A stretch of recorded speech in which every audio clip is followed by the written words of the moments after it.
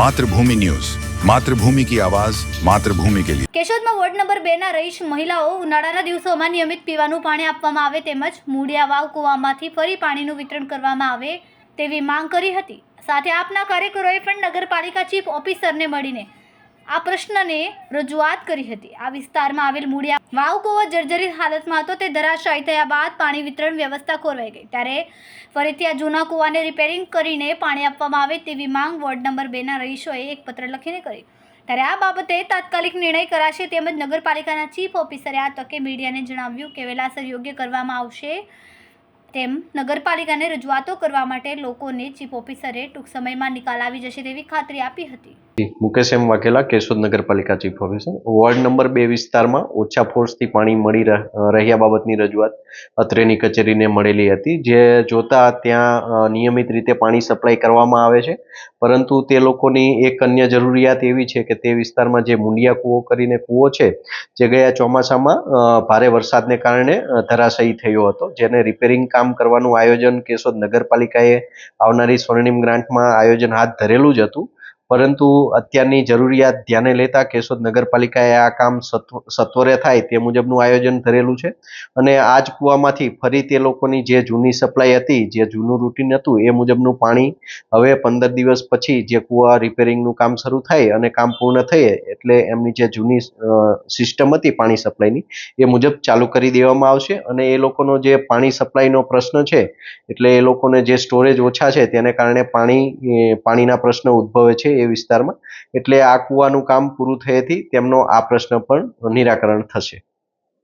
આમ આદમી પાર્ટી કેશોદ શહેર પ્રમુખ મહેશભાઈ મકવાણા છેલ્લા 8 મહિનાથી વોર્ડ નંબર 2 માં જે મુંડિયા વાવ તરીકે જૂનો કૂવો આવેલો હતો તે ગયા ચોમાસામાં અચાનક જ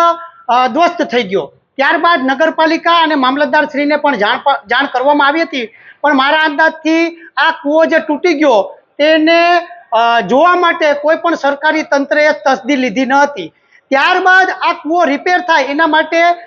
2 થી 3 મહિના અગાઉ પણ લેખિતમાં રજૂઆત કરવામાં આવી હતી કે ભાઈ અહીંનું જે પાણી છે તે આજુબાજુના વિસ્તારના ઘણા પરિવારોને આવરી લે છે, તો આ કૂવો રિપેર કરી અને ફરીથી વ્યવસ્થિત કરવામાં આવે અને ગ્રાન્ટમાં આવનારી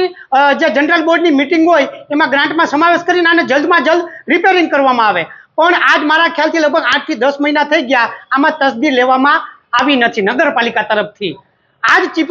ચીફ ઓફિસર શ્રીને રજૂઆત કરી અને ચીફ ઓફિસર શ્રી સાહેબે અમને બાંહેધરી આપી છે કે 15 દિવસ બાદ